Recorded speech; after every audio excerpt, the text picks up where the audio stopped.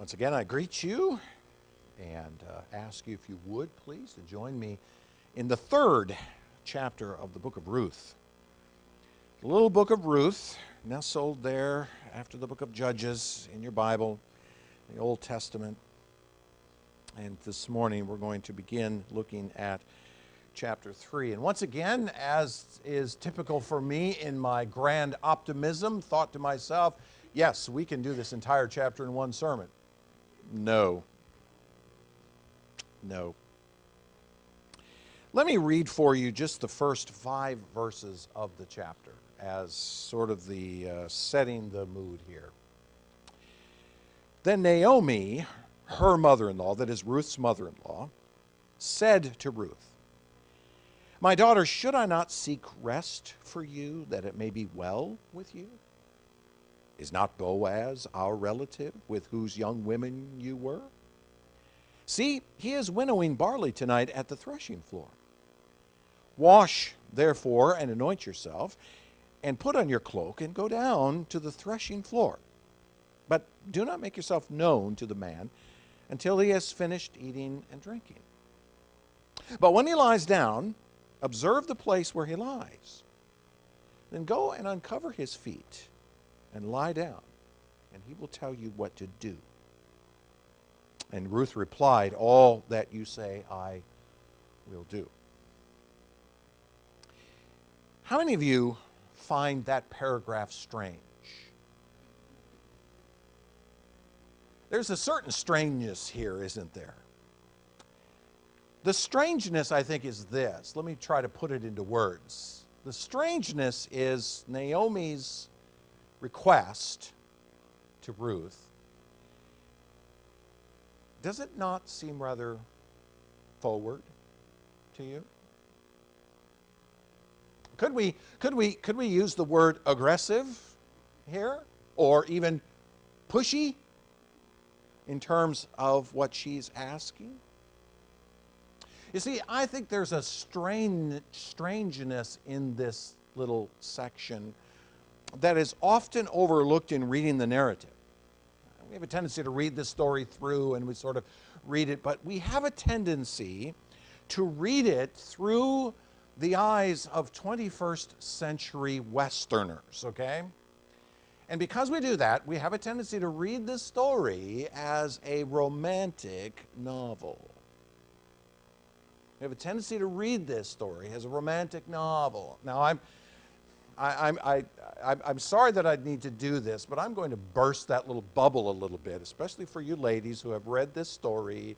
Oh, isn't this such a beautiful love story of Ruth and Boaz? And, well, I have to kind of destroy a little of that in this process, trying to understand the rather brazenness of this 5 verses that I just read to you. So, once again, we're going to do as we did in chapter 2. We're going to walk through the story, and we're going to, pun intended, glean the details of the story. We're going to look for relevant theological topics along the way, and we're going to see how they apply to us. Now, let me just pause here for a moment and preach from the white section, the white space between the last verse of the previous chapter and this beginning of this one. You have to do that once in a while. Context is important, right? What's the 3 most important words in real estate? Location, location, location. Right? Okay. Naomi has made a connection here. Remember in the previous section, she came to a realization. She's made a connection of Boaz to her needs as the former wife of Elimelech. As Ruth has come back from her gleaning in the field, Naomi has looked at the situation and gone, aha, this Boaz can act as a kinsman redeemer. He has all of what it will take to be such a kinsman redeemer. 3 things that she now sees him possessing. Number 1, he has the legal authority to act as a redeemer. Okay, he's a relative. He's in the clan. He belongs in the category of what the law prescribes in terms of who can actually do this work. The law, you remember, prescribed exactly who it was. And so she goes, aha, this Boaz has the legal authority to do so. He's able to redeem the property back into the family on behalf of another, specifically of Elimelech. Now, true, as we'll discover later in this chapter, he's not the most immediate redeemer. There is another, which he will defer to. Notice verse 12. But nonetheless, he still has the legal authority to do this, if, of course, the nearer redeemer is willing to forego the request. Okay, so he's legally able to do so. Second, he has the financial ability to act as this redeemer. Obviously, given his position as a landowner and one who owns a crop, it would appear that he is wealthy enough to purchase Elimelech's land. Now, that's an assumption, right? It's an assumption on Naomi's part and on mine as well as I make that conclusion. But she probably knows much more about Boaz's financial reality than the author reveals to us. I mean, she's living in that day. She knows who the man is. She knows what he possesses. So she's drawing a conclusion that he has a financial ability to do so.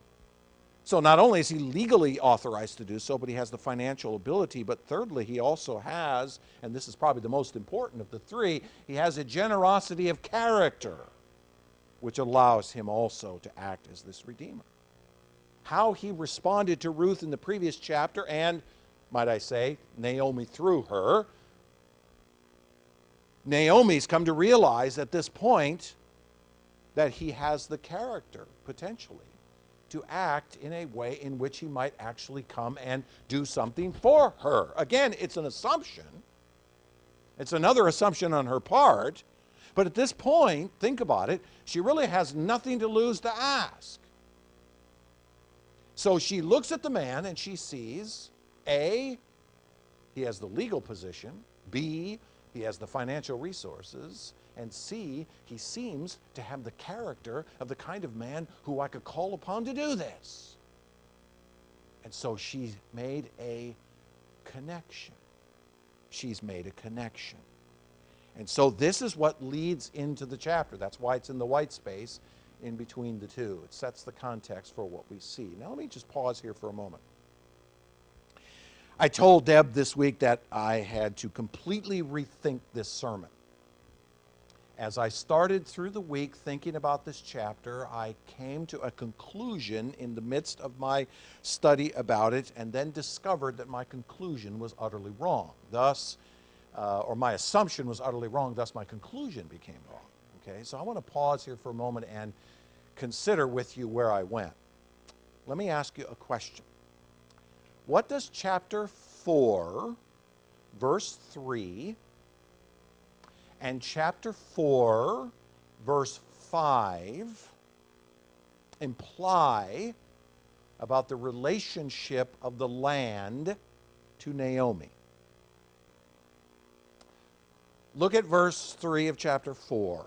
Then he said to the Redeemer, Naomi, who has come back from the country of Moab, is selling the parcel of land that belonged to our relative Elimelech. And if you skip to verse 5, it says, Then Boaz said, the day you buy the field from the hand of Naomi.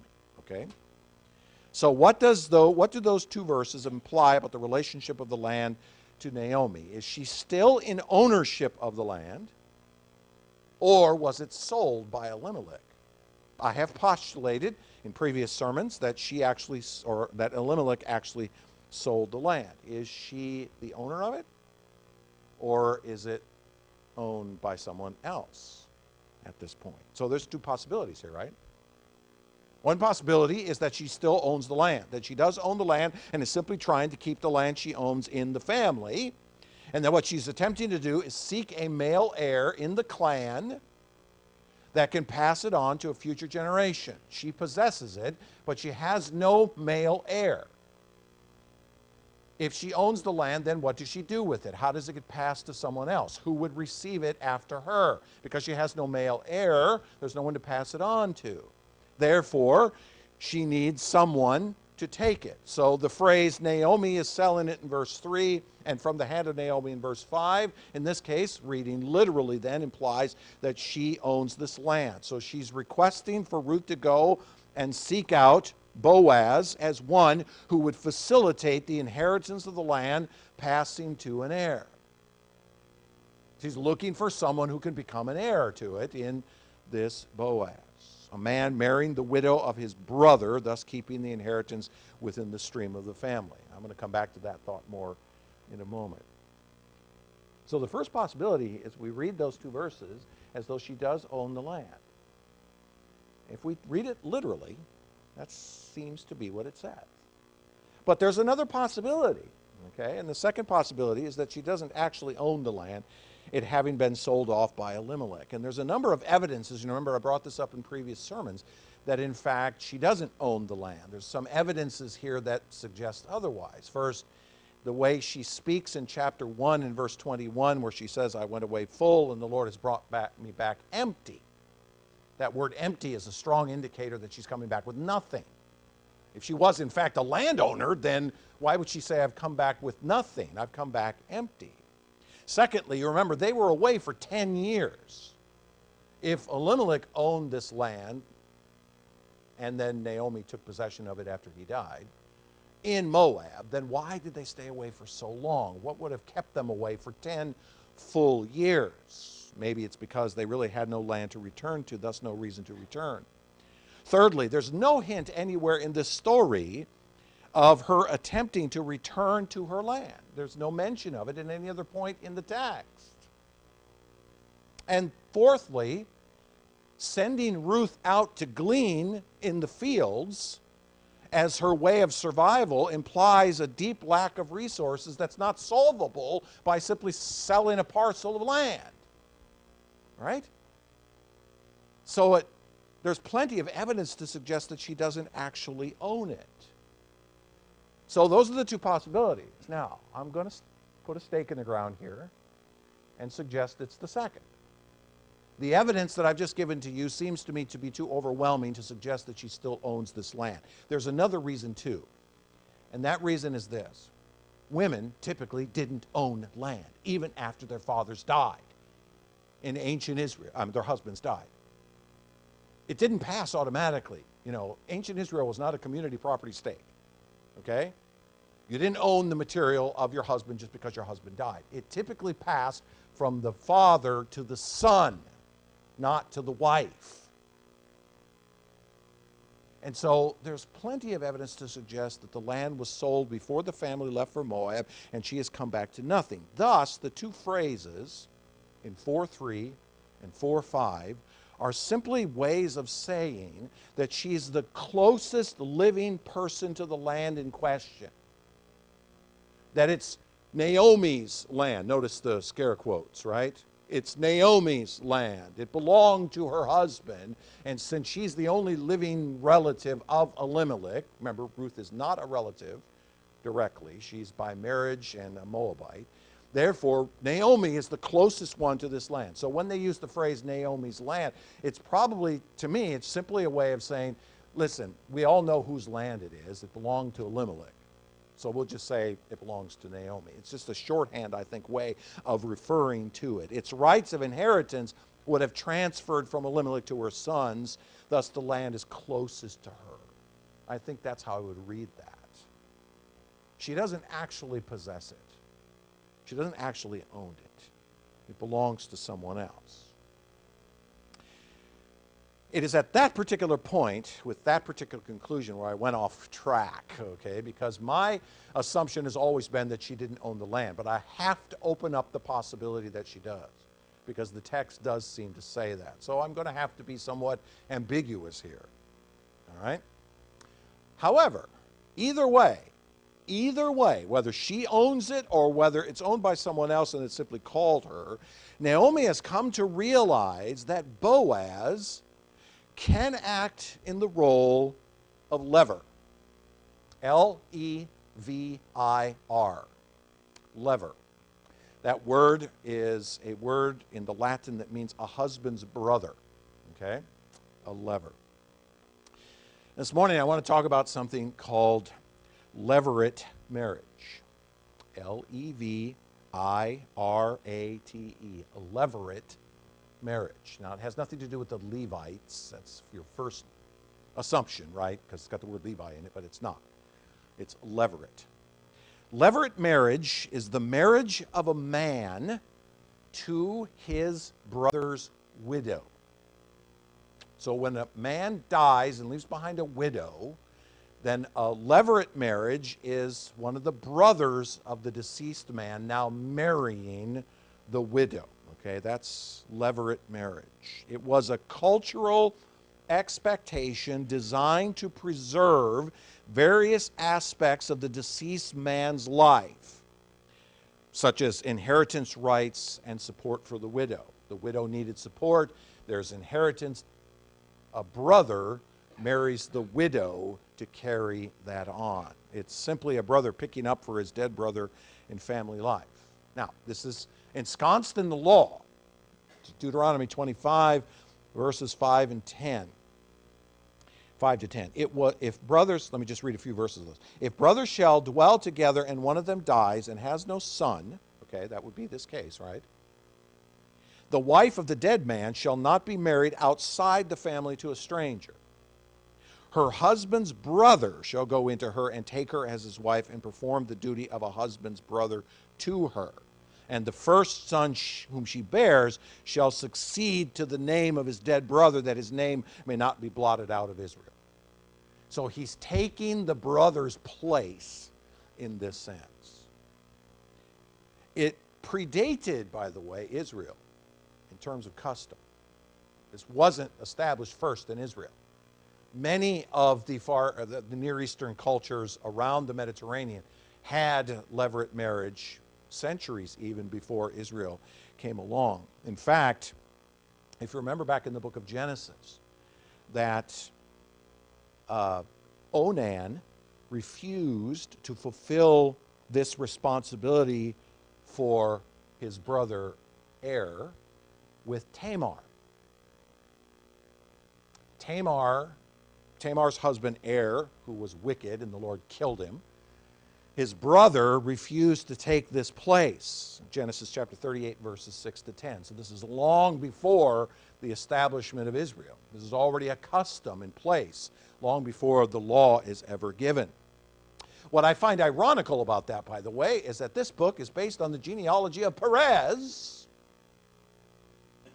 one of the sons fathered to Tamar after Onan fails to take this duty, and she tricks Judah into giving her sons.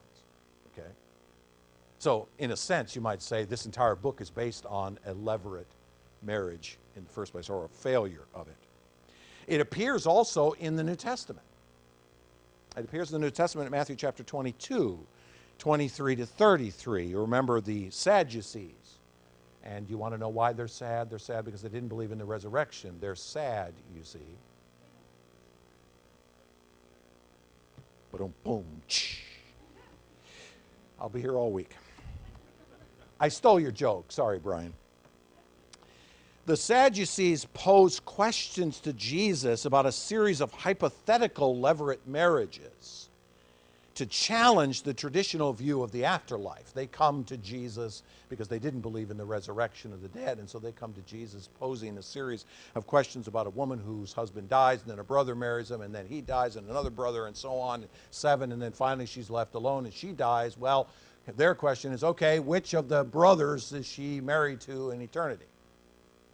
And Jesus says, well, you're stupid. You don't know a thing about anything. You've read the Bible, but you haven't got a clue what it says. There is no marriage in heaven. And he dismisses any role for marriage in eternity, instead focusing on their ignorance of God and the Scriptures. Full stop. Let me just pose a point here. If Jesus were standing here today and he were asked about marriage, how do you think he'd respond? I think he'd say exactly the same thing he said to them. You're stupid and you don't know a thing about marriage. You have no idea of what marriage is all about. And he wouldn't be talking to those who are advocating for different kinds of marriage. He might be talking to us. Hold that thought. Now, That leads us then to the actual request that comes in this chapter. Naomi has a significant hurdle to overcome. In the midst of her recognizing Boaz as a potential kinsman redeemer, she has a tremendous hurdle to overcome. She needs to establish a male heir that can redeem the family inheritance from her or from someone else, depending on how you want to interpret that. Yet she cannot do it herself. She cannot do it herself. Remember her statement in chapter 1, verses 11b and 12, when she said to her daughters-in-law after her husband died and their husbands died, I got no more kids in me. I'm paraphrasing. I got no more kids in me. Don't stick around waiting for me to have kids. Even if I found a husband today and then went ahead and had sons, you'd have to wait a long time before they'd be husbands. I got no possibility. I'm old. I'm too old even to have a husband, okay? So she isn't in a position for a brother of Elimelech to marry her and provide through her a male heir. Even if she wanted to embrace levirate marriage herself, it wouldn't be possible, as she herself says. I don't have the possibility. I'm beyond the reach of levirate marriage itself. However, she has realized that Ruth can become a redeemed woman as a proxy. A proxy. Notice her use of the word rest in 3:1. My daughter, should I not seek rest for you? I have you compare that back to chapter 1, verse 9. Go back in the previous chapter when she says to her daughters-in-law, as she's trying to shoo them back to their parents, the Lord grant that you may find rest, each of you in the house of her husband, right? So what is this word rest? This word rest is a euphemism for may you find someone who can give you the security, the assurance, the provision that comes from a husband.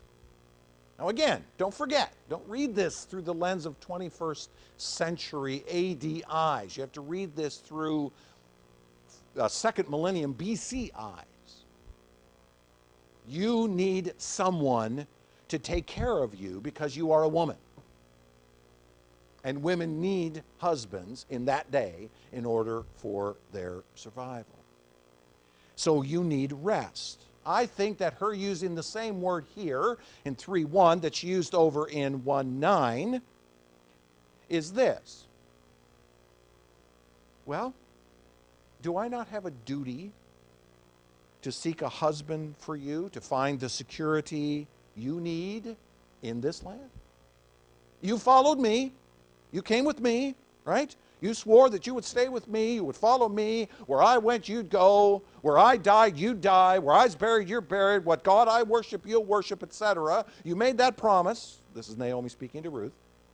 So Naomi's response, don't I have a responsibility back to you? In other words, Naomi requests for Ruth to go and seek out Boaz as a husband in order that Ruth as a widow would find her own lever, L-E-V-I-R, and thus bring redemption back to the family line. What's the basis of this request, in other words? The basis of this request is that rhetorical question at the beginning, the very first words that Naomi says, should I not provide rest for you? You can almost see the gleam in her eye as she says, yes, I know what I need, and that is I need a kinsman redeemer, but I'm not going to find such a man. But you can. But you can. And in fact, it's a mutually supportive kind of thing, isn't it? Both are going to benefit from this. Certainly Ruth is going to benefit, right? Ruth's going to benefit. She would have a husband to take care of her. She would have children. She would be restored in all that was lost when her husband, Mahlon, died. And so this will benefit you. But at the same time, Naomi's thinking, yes, this will also benefit me. Yes, she'll be able to repay Ruth for all of her kindness, for her loyalty, etc. The inheritance of her husbands and sons would be restored.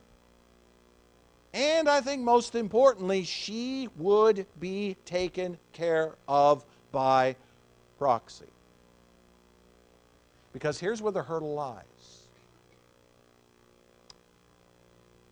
If Boaz goes and buys the land and redeems it back into the family, how exactly does that benefit her? How exactly does it benefit Naomi? It doesn't. Not directly. Now, notice my problem. This is where I had to change my thinking this week, is because if Naomi owned the land, then the benefit would be hers, wouldn't it? Because he would buy the land from her, then she would get the cash. Okay, so if she owns the land, there's already something there. But if she doesn't, the real hurdle is, how do I make myself, this is Naomi thinking, how do I make the connection between what he does and my benefit long term? Answer, I need a bridge. I need a bridge. I need someone to go between me and him. And so Naomi would benefit from this because she knows, based upon the promise that Ruth herself has already made, that when she is taken care of, she will then take care of her mother-in-law. She's banking on the promise that Ruth has made in this process. So Naomi makes a very aggressive, dare I say, pushy kind of request of her daughter-in-law, because she knows inherently that this will benefit both of them to do so. So she gives her daughter-in-law specific instructions of how to go about asking Boaz to marry her. First, wash and anoint yourself and put on your cloak. Okay? What would be the first thing that Naomi would tell her to do? All right. Make yourself presentable. Accentuate your best feminine qualities. Make yourself appealing. All right? Or, now, as 21st century Americans, that's how we want to read it, right? Okay? Naomi says to her daughter-in-law, look, put on your best stuff, right? Get your best perfume out, wash yourself, etc. Okay, but what if there's something else? What if this is also a symbolic act indicating that Ruth's period of mourning is over and it is time to become attractive like a woman betrothed? In fact, the parallel to it is exactly what David did after his child died, the one he had with Bathsheba. After his period of mourning was over, the child dies, what does he do? He gets up, he washes himself, he cleans himself, he puts on his cloak, and he goes back to his regular life. It could be, all that Naomi is saying to her is, your period of mourning is over. The time of mourning, Melon, is over. It is time for you now to go and begin living life again. Okay? In fact, that's exactly what God tells Israel to do in Ezekiel 16, as God will come and wash his people and anoint them, in very much the same language here, after the exile is complete. Secondly, do not make yourself known to the man until he has finished eating and drinking. Okay, if you're going to go do this, okay, pick the right time. Okay, timing is everything here, Ruth. Allow him to get to a place of comfort.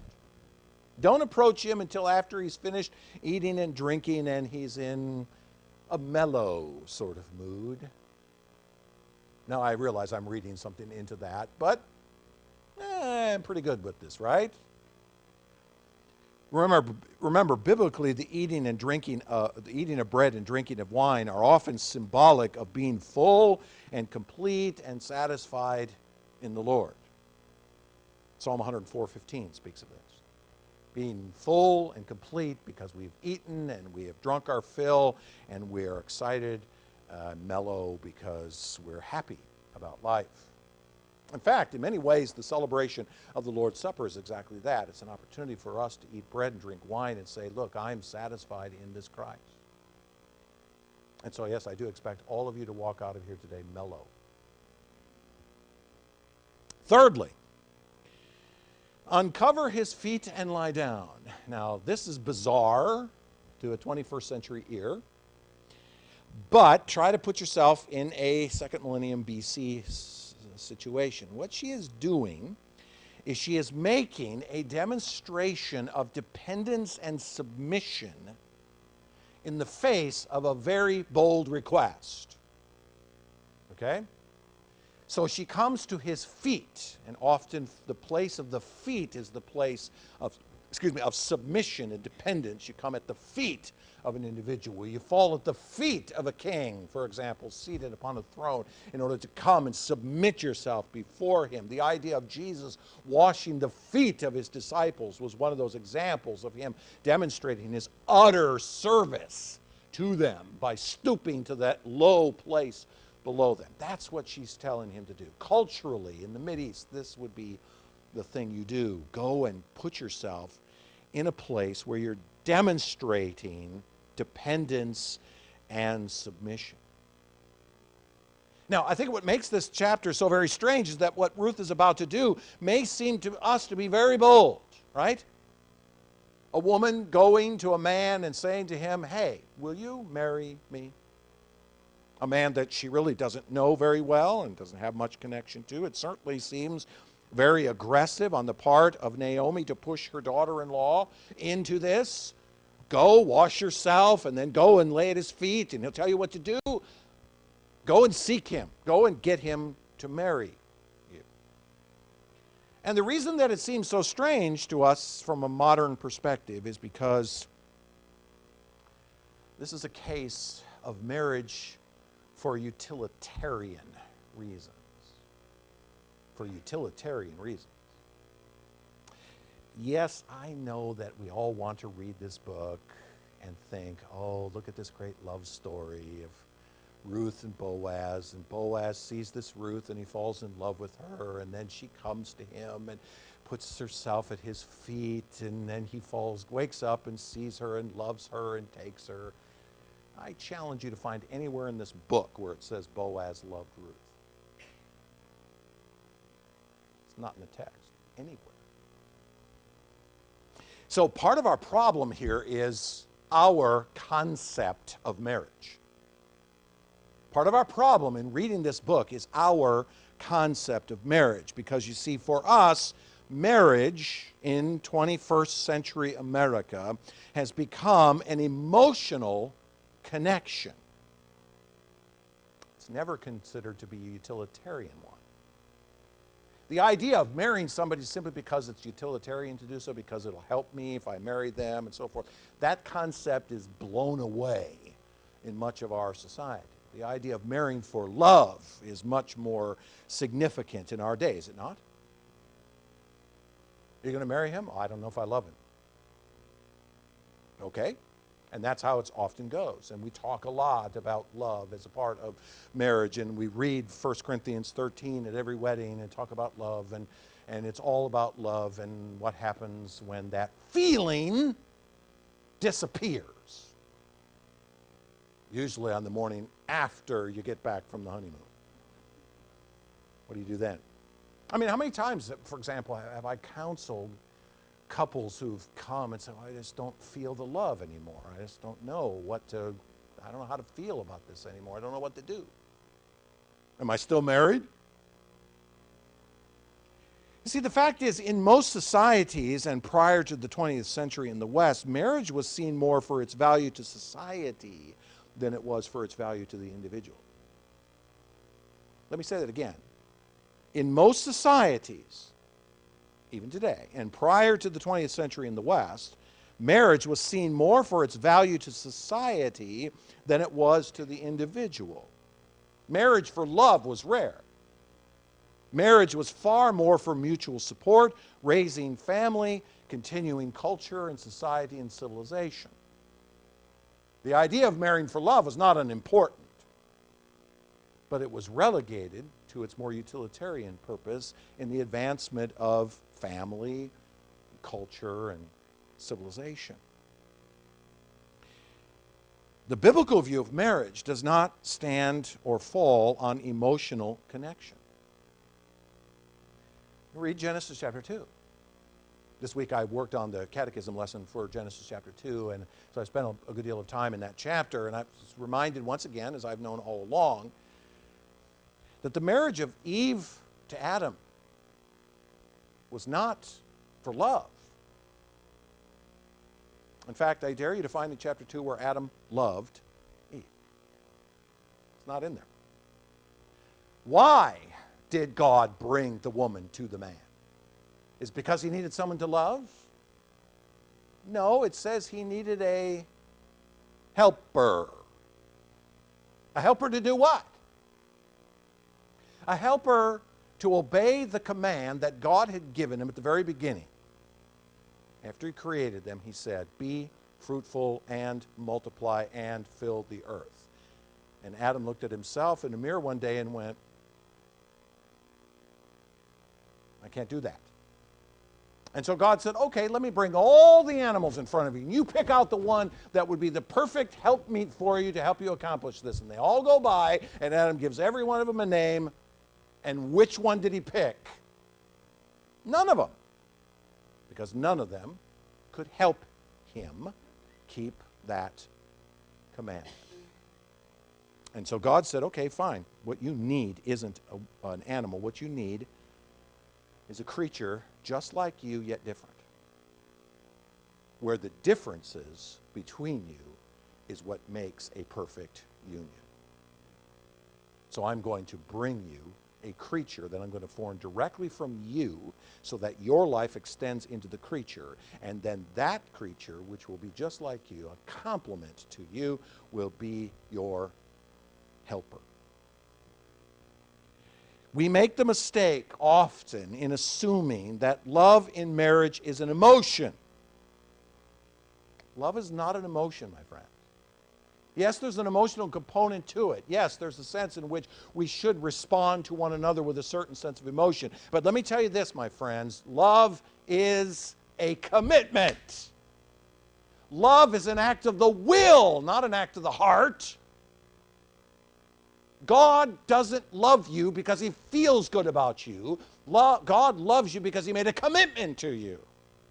That's what love is. It's a commitment to support and uphold each other even when the emotional component is lacking. Even when those days you look across the bed at your spouse and go, you know what? I just don't like him or her today. Love is a commitment. Love is a commitment. And that's what Ruth is seeking. She's not seeking an emotional connection to a man. She's not worried about whether Boaz loves her. Now, he might. I'm not suggesting he doesn't. But that's not the reason she's going. She's going because she recognizes that there is a greater value in marriage than just love. There's commitment. There's a sense of accomplishing something in this. Naomi sends her daughter-in-law to make a bold request of Boaz, believing that Boaz is the kind of man who could and would respond positively to it. Remember above? Those three things? He had the legal authority, right? He had the character to do so. He had the financial resources to do so. She sends him because she says he is a man who can accomplish what needs to be accomplished. So let me make this connection for you. We might look at this paragraph and say, wow, what a bold request that is, and where's the love and all that sort of thing. Okay. But notice what she's doing. She's going because this is Ruth now. She's going because she recognizes there is something powerful here. There's a man who is able to accomplish something for her and for her mother-in-law, and she's willing to take the risk to actually ask him for that. And we'll get to the risk when we get to the next part. Okay? But Naomi puts it before her daughter-in-law. Will you go and seek him to marry her? So let me connect it home for you, if you haven't already seen it. It is the same kind of bold request that we make when we come to realize that we too need a Redeemer. It's exactly the same thing. It's a bold request. I recognize I need a Redeemer. When we realize that we need a proxy for our redemption. When we suddenly stand there one day and go, you know what? I cannot achieve a righteousness before God. I know that I am lost and dead in my sins, and I know that I have no chance of ever being right in the sight of this God. And so we must come and we must make a bold request. We come to the one with the legal authority to help us. We come to one who actually has the legal authority, the one who's the very Son of God, who has been authorized by the Father to make atonement and satisfaction for us.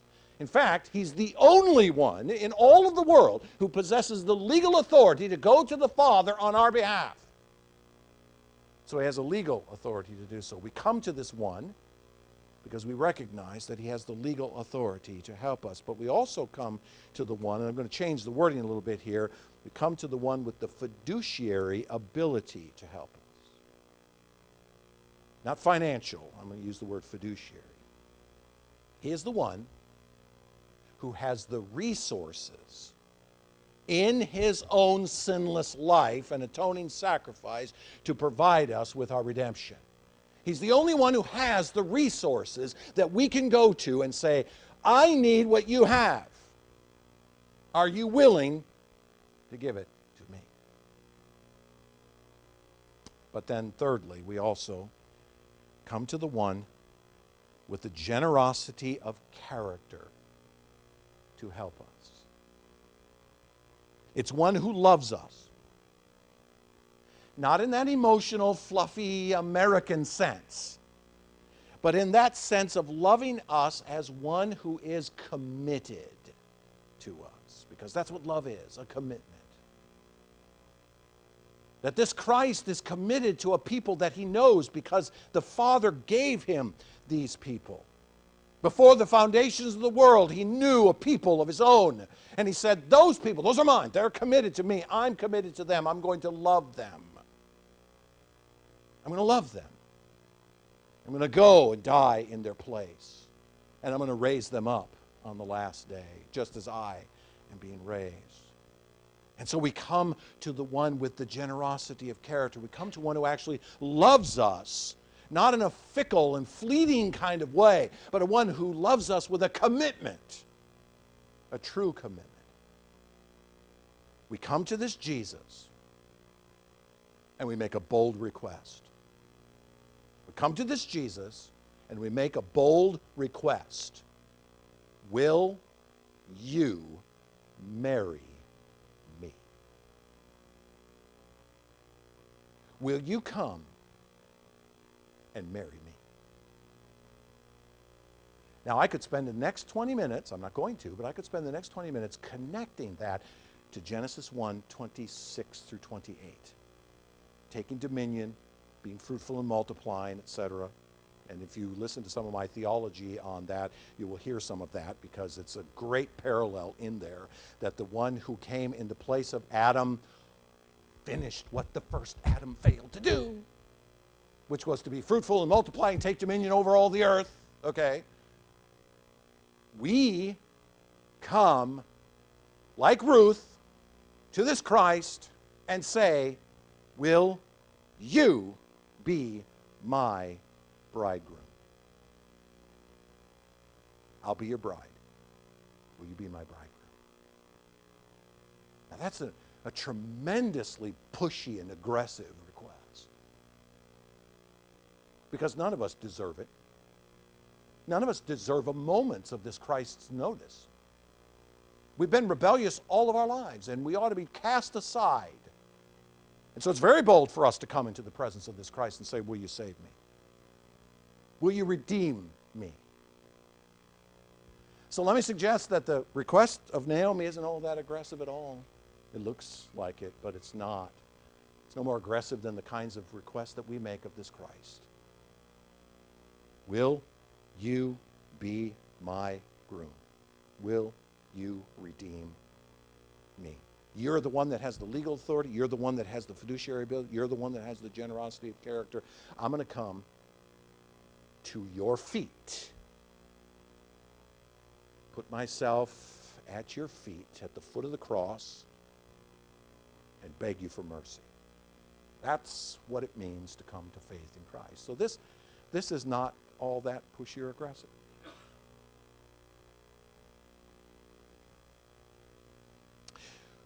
Which connects us then to this feast. Remember a little while ago I said that eating bread and drinking wine is symbolic of a connection to this Christ, and it is an idea of comfort and satisfaction and being satisfied. And then when we come to the table, we are actually coming to the table to demonstrate that we are comfortable in this Christ, that we belong to this Christ. But it is also our way of reminding ourselves, and by the way, when we eat of this, we're reminding everybody else around us of this as well. Okay? That's why we do this in communion. We don't do this separately. We do this together because we're reminding ourselves and we're reminding our friends sitting next to us that we are fully satisfied in this Christ. That we're fully satisfied in Him. That our bold request has not been rejected, but that Christ has embraced us because we have been so bold to ask.